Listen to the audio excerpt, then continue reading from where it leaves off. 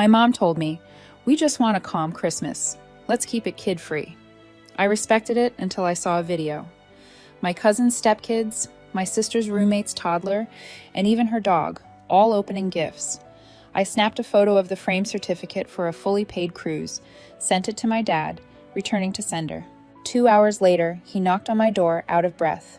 I opened it and shouted this. The rage hit so fast, it felt like my vision blurred. I remember just standing there frozen, holding my phone in one hand and staring at the screen like it had personally slapped me. All the years of being sidelined, minimized, told to not take things personally. It all erupted in that instant. 2 weeks before, my mom had called me, said they were doing something simple and quiet for their 30th anniversary, just a small adult-only gathering. "We just want a calm celebration," she said. "Let's keep it kid-free." Kid-free, that's the word she used.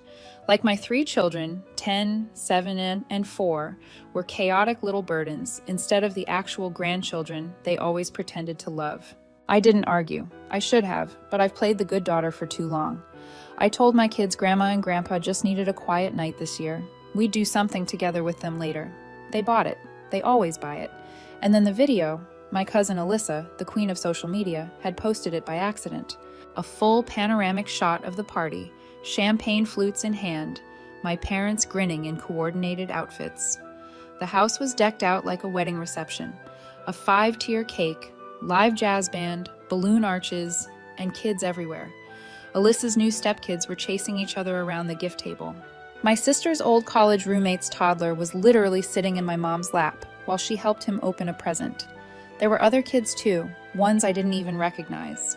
And there at the foot of the cake table was my mom's dog wearing a silver party hat. I don't even know what part snapped inside me first. The lie about it being kid-free, or the fact that my kids weren't even worth a courtesy mention while someone else's toddler got lap privileges. But then I saw it. The framed certificate center stage, Royal Caribbean 7-night cruise paid in full.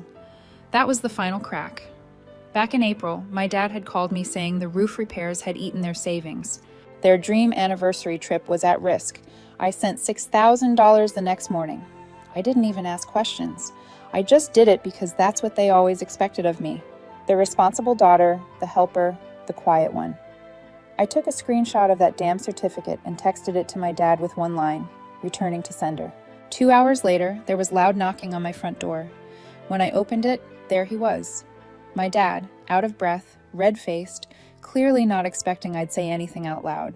But I didn't hesitate. I looked him straight in the eye and shouted, "So, it was common enough for Alyssa's stepkids, a random toddler, and your dog, but not for your own grandchildren?" He stood there shifting like he didn't know whether to yell or beg.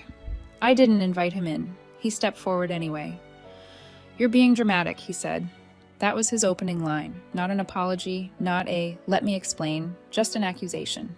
I didn't answer. I turned, walked into the kitchen, and let the silence stretch long enough for him to follow. He did.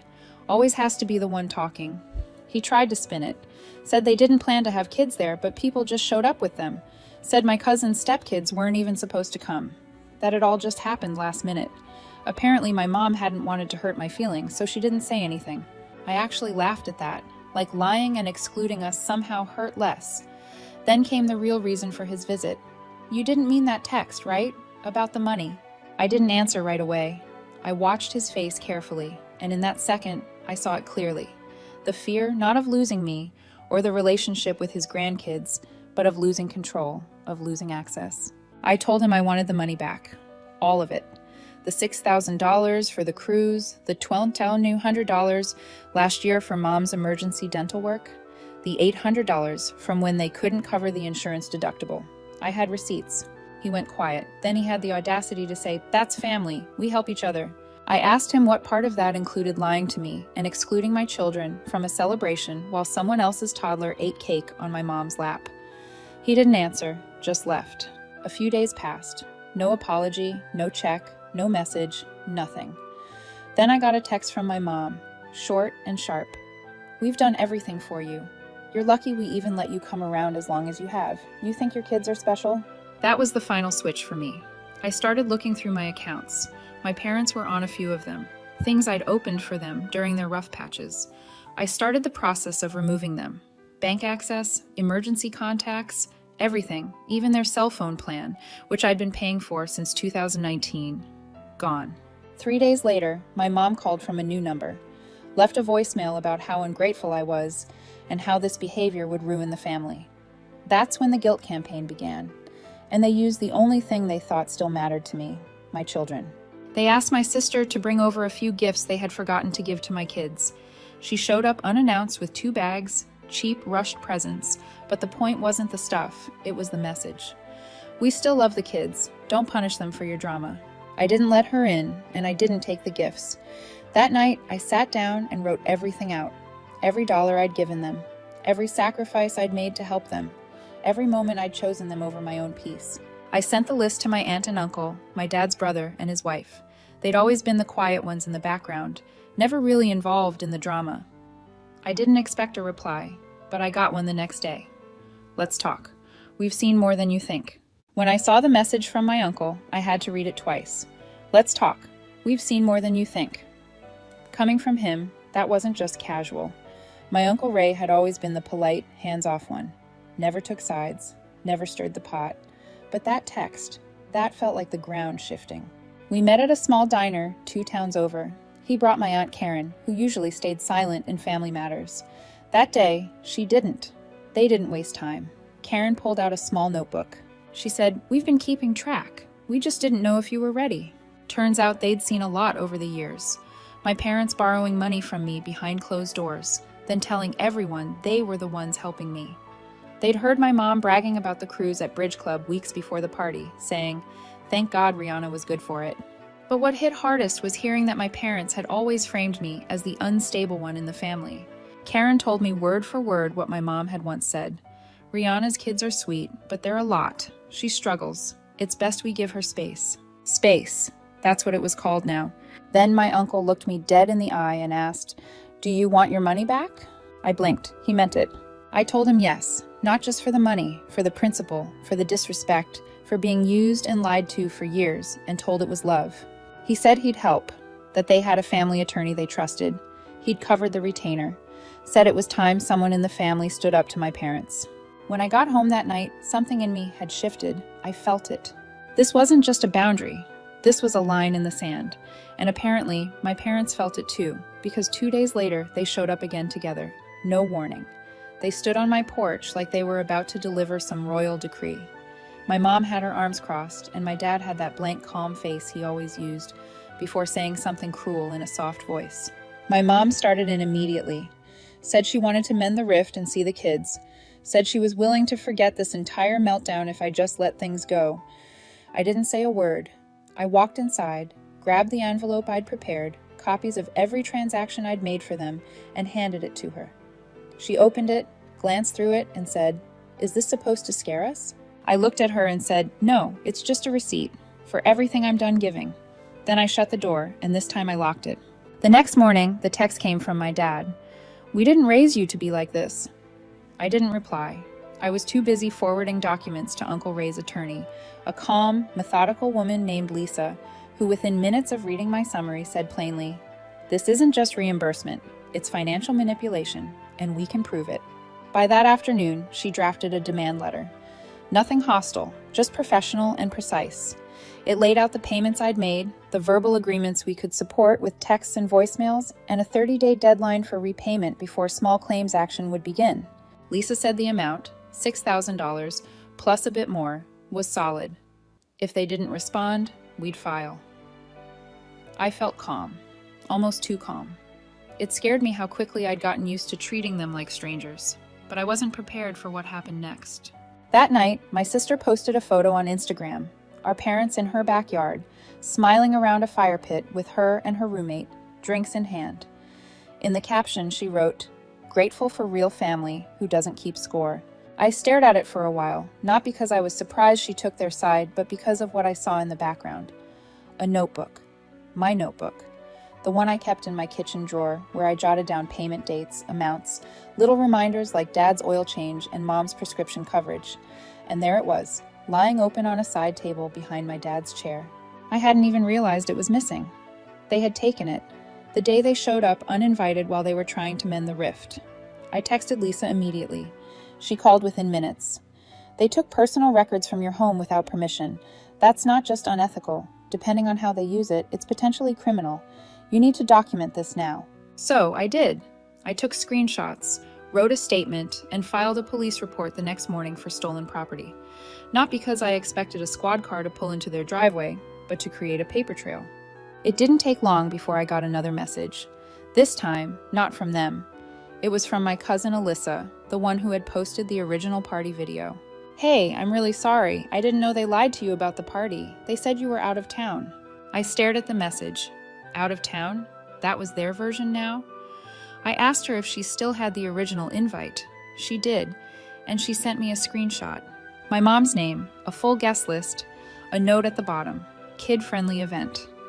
Feel free to bring the whole family. My name wasn't on it. Lisa was stunned. They weren't careless. They were deliberate, and now we've got hard evidence. But that wasn't the unexpected part. The next evening, I got a knock on my door. But this time, it wasn't my parents. It was Karen, my aunt holding a small folder and what looked like a grocery bag. She handed me the bag first. Inside was my notebook, untouched. I went over to help your mom clean out the garage, found this on her desk. She doesn't know I took it. Then she opened the folder.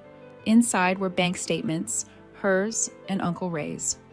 I saw your sister's post and I saw something else. Your mom's been pulling money from an account Ray set up for our grandkids. She used it to pay off the cruise balance. I looked at her stunned. She didn't just lie to you, Karen said. She stole from us too. And suddenly, I wasn't the only one preparing for court. I didn't sleep that night. I just sat at my kitchen table with the folder Karen had given me, flipping through pages of statements, transfers, and names. My mom had rerouted over $2,000 from a college fund my uncle had quietly started for their grandkids years ago. Funds he never mentioned because, as he later told me, I wanted to leave something behind without all the family noise. And now that money had gone to a Caribbean cruise, lobster buffets, and poolside margaritas. Lisa was stunned again. This changes everything, she said. It's no longer just your claim. We have multiple cases of misrepresentation, maybe even fraud. That week, Karen and Uncle Ray both retained Lisa officially. I watched them sign the paperwork at her office. Ray didn't say much. He just looked tired. But when he handed me a check later that day to cover my $6,000 while we waited for legal action, I actually teared up. I want you to use this how you want, he said. Not for bills, not for court, for you and the kids.